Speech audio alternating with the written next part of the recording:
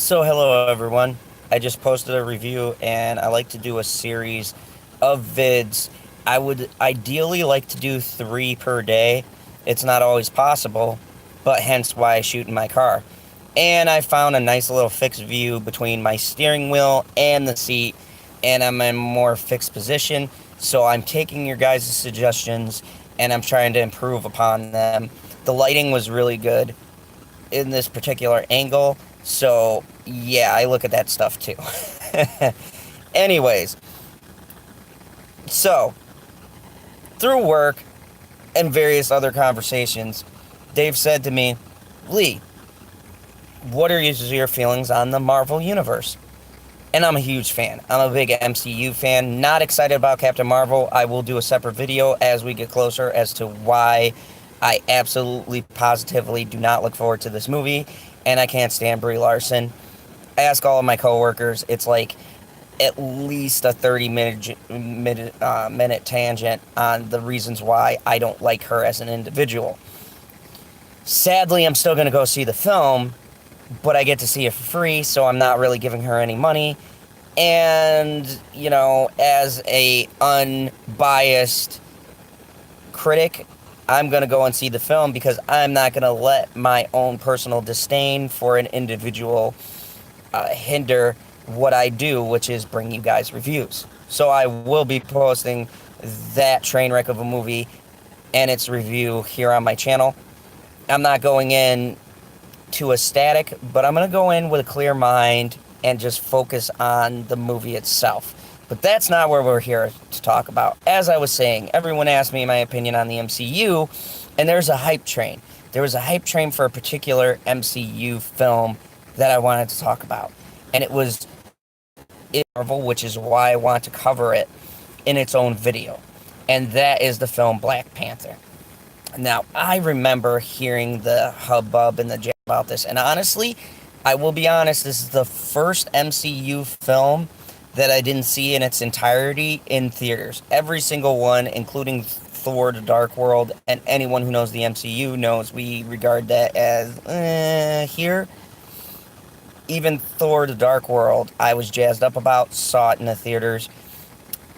I like it, most people don't. It is what it is. But for the most part, the MCU has not had very many missteps. Now, Black Panther. I can't stand the movie. And everyone goes, Lee, man, Black Panther and the special effects, and oh my goodness, a diverse African American cast, and it's so progressive, and blah, blah, blah, blah, blah. Okay, first off, stop right there. I don't like talking points that begin a sentence where a movie is good because of its diversity. Okay?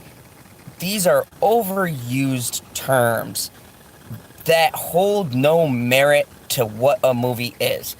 There's a lot of diverse films. I grew up in the 90s with a very diverse movement, okay? Diversity is nothing new to me, all right? I lived in New York, and people who are on this channel, some of them that grew up with me, they know, okay? I know about diversity, all right? You don't got to give me the whole typical talking points for why critics prop up a film, all right? Good for them. I base a film on character arc, on story, and for an MCU film, I hold that to a higher standard because I grew up with these superheroes. I want a good, intelligent, maybe grounded story that I can identify with, but I can escape also into this world that they've built. Now, I liked Black Panther from Civil War. I felt that Black Panther played their arc all in that movie. And if you watch Civil War, really it's a dual story about Captain America going against Iron Man and the Winter Soldier and his connection to Tony Stark and how they're all brought together. Bam, that's one divergent plot line. The other one is about Black Panther and something that the Winter Soldier does that directly affects Black Panther's life by killing his father, thrusting him into a leadership role, propelling him on a roll to revenge, to finally realizing that out of all of them, he was the only one who saw the main antagonist's whole thread, his whole reason of being. He saw through the con, and he grew and developed as a character. Why is this relevant to Black Panther? Because they set him up so well in Civil War that we didn't really need a Black Panther movie. I don't really care past Civil War about his arc. He had his arc. He had a beginning, middle, and end. And I've watched a lot of videos, and first off, one of my favorite talents up and coming is Michael B. Jordan. He was in Apollo. He was in this film. He's made a lot of other little cameos in other films. I believe he is like the next great rising African-American star. I would put him there on his way to being like a Denzel Washington, Morgan Freeman type acting level. I mean, he's good. He's really good. So, when I say the only reason I hung in with this movie, and I truly mean the only reason I bothered watching this whole entire film, was Michael B. Jordan's performance. Is phenomenal. Is phenomenal. It is hard for people to connect with a hero, but a hero is easier because he has righteous and good motivations. But what's really tricky, the hard part, is getting people to like your villain. Because your villain has to be relatable enough to where you can kind of understand their motives and why they are the way they are. And if Michael B. Jordan doesn't play that role to the max, like no one I've ever seen, I don't know what does. But I'm so passionate about this, I forgot to give you the normal intro. I'm going to give you my overview, pros, cons, likes and dislikes. I might do them out of order because I'm really passionate about my feelings towards this movie. So, the overall view. You have this picking up from where Civil War left off. And the new minty leader, T'Challa. He's become the Black Panther and the leader of Wakanda. And the adventure starts with them trying to get this substance from the Wakandan people called vibranium, which is used in Captain America's shield. Thus, the smuggler we all know and love, Claw, makes his return. And now, this is very vital because this conflict of the narrative is that Wakanda wants to remain hidden from the rest of the world. Now, one thing that I don't like and one thing that's clearly evident is the politics. There's a correlation, and the actors have come out and said so. I'm not just jumping to this conclusion. They've said this is supposed to be mirroring the way the U.S. is trying to isolate itself from the rest of the world, yada, yada, yada, politics bore. Okay? So that's the first point. I already had a bad taste in my mouth because of that. Not to the extent of Captain Marvel is portraying, but what some of the people have quoted. And Marvel never confirmed or denied. They let them run with the story. But they weren't out and out, making a big statement about it, so I could kind of watch it and be a little more forgiving. Now, my problem is that the overall movie I felt unjustified because you already had an arc with this character in Civil War and really contributed a very little bit to the overall big story of Avengers that they were trying to tell. I understand that you need this character to be more fleshed out for Infinity War, but honestly, I hated Black Panther at the end of this movie. I absolutely loved him, and I'm going to give you my points to why.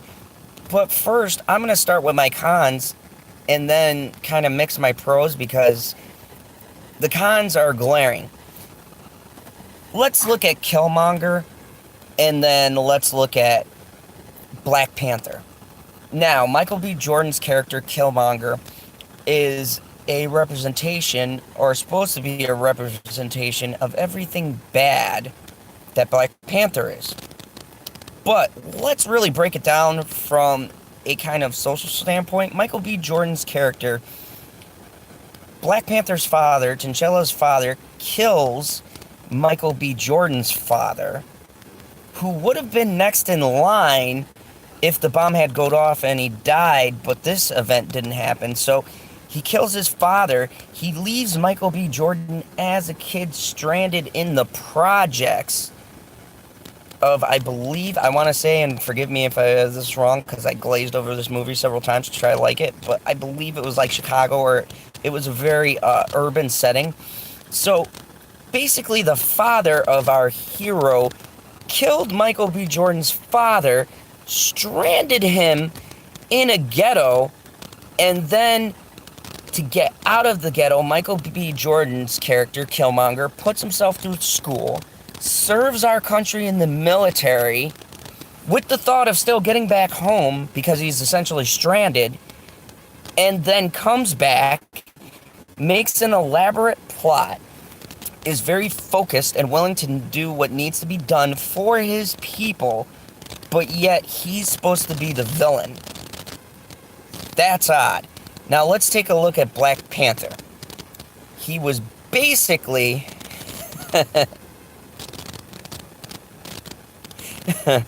he was basically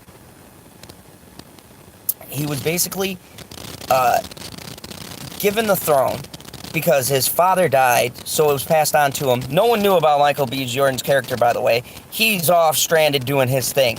So he gets handed the mantle of Black Panther. He fights a rival lord in the beginning of this film and almost loses, but because he's the main hero, he narrowly wins, okay? So he's given this mantle of Black Panther, right? And the whole thing, which such uncertainty about what he has to do. Let me stop you right there. A good leader is supposed to, yes, have doubts about certain decisions, but when they put them forth, they're supposed to be confident, and there is no confidence in him whatsoever, right? And then he constantly in the film lets people talk down to him, even though he is the leader of a whole entire country beyond anyone's wildest dreams. Okay? Now Michael B. Jordan comes, challenges him, wins legally, taking out not only, and then, you know, Black Panther almost dies, goes through this big, like, Lion King moment where you see him in a circle of life. I really hated that rip-off The Lion King, by the way, because look at the film, and then watch the old Lion King movie and tell me that scene where he's talking to his father does not look like the scene from The Lion King. I mean, it was just maybe more colorful. That was exactly The Lion King. I'm sorry.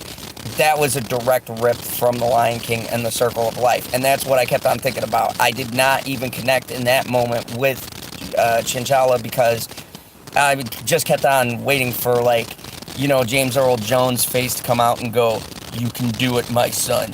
You are the chosen one." I mean, oh my goodness. Like, the way to explain for us to like Black Panther was ridiculous, okay? Now, you have Killmonger. He says, we're going to get the people back on track. We're going to make our group more powerful. Hey, we'll sell guns to both sides because, you know what? It's about strengthening our people. And I'm listening to this and I'm going, well, that makes sense. These people are trying to invade your home, but yet you're talking about peace, but clearly they want to, like, destroy everything you built. And how is this guy the bad guy again? Like, I don't understand it. And then in the most egregious thing, they steal the essence of the Black Panther to subvert Killmonger's authority over the people. They do a big uprising, and essentially Black Panther and Killmonger fight again, this time in the suits because we know T'Challa can't beat him in straight up hand-to-hand combat. He already got beat down once, right? But they gotta have the big classic scene where the two enemies go at it, right? And then they find common ground and yada yada yada. So in the most ridiculous special effects ever, they have a final battle which honestly looks atrocious. I don't care what anyone tells me about the CGI in this movie. Alita had better CGI and a better fighting kind of style. This one literally looked like, I don't know, like if you watch PlayStation 4 movies, it looked like those kinds of fights, but on the big screen. It was weird. The final battle scene was weird. It was horrible. And then at the Jordan says the most touching thing. This man, to me, literally carried this film. He says the most touching statement about how he'd rather die free than live oppressed, and he knew he was going to be jailed by his people, and he said, I'd rather die free like my ancestors. And I was like, I know it's a statement that they're trying to make there, but I was feeling it, right? So here's the problem with Black Panther. You're propping up Black Panther to be a hero, but the villain to me was more heroic than the actual hero of the piece. And that's where it's uneven. And that's where I noticed from Civil War to this film how the actor can't really carry or the character, because Michael B. Jordan just stole the show. Like, honestly, by the end of this film, I just wanted a Killmonger film. I wanted to know more about him, and I didn't even care about Black Panther anymore. But alas, they couldn't have him in this universe because clearly he was more popular. I mean, look at the reviews. Everyone praised Michael B. Jordan, right? That was the problem with the film. You can't have an antagonist. You can have them good to help drive your movie, but you can't have them better than your hero, because what happens is people don't care about the hero. And this is where I think the hype train is, because they propped this movie up and they kept the weaker of the two stars, and I don't understand it. You didn't even have to kill him off. You could have had like a redemption arc where like Killmonger says, all right, I made these mistakes, but I'm going to hang out with my homeboy Black Panther here, and we're going to go on this quest to redeem these acts that I did. That would be an arc that I love to see. And then you enrich your main character, because now you have him kind of like Captain America and Winter Soldier. You have him wanting to redeem this really bad guy and being like, hey, you can still be a good guy. You can still change. I think that would have been more of a powerful message. But anyways, that was my problem with this movie. It was very uneven. There was very uneven writing. And the special effects were wonky. I mean, some CGI was good, but come on, look at the rhinos. Really? You're going to tell me that Black Panther wins the Oscar for CGI? Did you see the rhinos? They looked atrocious. Just absolutely poorly rendered. That was my other problem. Now, am I saying that this is a horribly bad movie? No. I mean, it's a good movie, but I feel it's average. I mean, it's okay. The film is good for a good popcorn flick, and it's good for a quick, oh, I saw it, and now I'm in the group. But do I think it's this great thing that people propped it up to be? No. I think a lot of it was a push for more diversity in the Marvel Universe, and that, quite honestly, we didn't need a whole Black Panther movie. We could have been good with what they gave us in Civil War, and the character still could have been pretty well respected because they already gave him an arc. You didn't have to give him a second arc. So my thoughts is, this was just an unnecessary entry into the Marvel Universe. Now, do I think that it won't make money if they make a sequel? No. A lot of people are going to turn out to see the sequel if they like the first film. Do I think that it's all that they made it out to be? No. I think it's an average Marvel movie. Do I say it's worse than Thor Into the Dark World? No. No DC or no MCU film was as mediocre as Thor Into the Dark World, except for maybe Captain Marvel is shaping up to be that way. But no other one was a really bad entry. Do I say that it's better than any other common DC or MCU film that they've released? It's about there. I'd even put Ant-Man above this, honestly. Ant-Man spoke to me more than this film did. And that's my problem. My problem is uneven writing, some kind of really weird choices with the designs, and some things that I felt ripped off other things to make the movie more rich. Like, seriously, watch the movie again. Look at that dream sequence with T'Challa talking to his father, and then think about The Lion King. Tell me it is not an exact correlation to that. That is such a callback to Lion King. But anyways, that's just my thoughts and opinions. Overall, do I say it's not worth watching? No. I think it's an enjoyable film for what it was. I don't think it was as politically motivated as people made it out to be. I just think it was a standard hero film that had an okay hero, a really great villain, and a mediocre storyline at best. I think it was just a way to lead into Infinity War. But those are my thoughts and opinions, and that's a more detailed look at why I don't like Black Panther. I think that when you're writing a story, you should never make your villain too far above your hero. Like, for instance, Joker. Everyone loves Joker in Batman. He makes a great counterpoint, and even in Dark Knight. They never prop up Heath Ledger's Joker more than Christian Bale.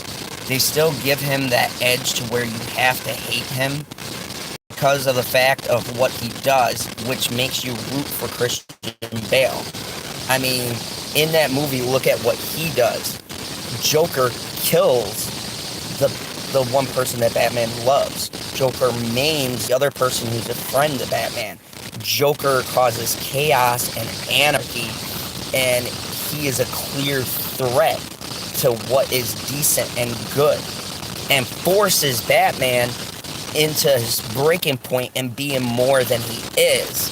And then you go from Batman being like, oh, Batman's the man, to this character challenging him, breaking him down, and then him having to get back up and rise above that struggle to become the Dark Knight. By the end of that film, you are invested. You say, my goodness, I can't wait to see the adventures of Christian Bale and how he's grown and how this has changed him as a person. With Black Panther, you see a guy who inherited a mantle. He's sketchy about ruling.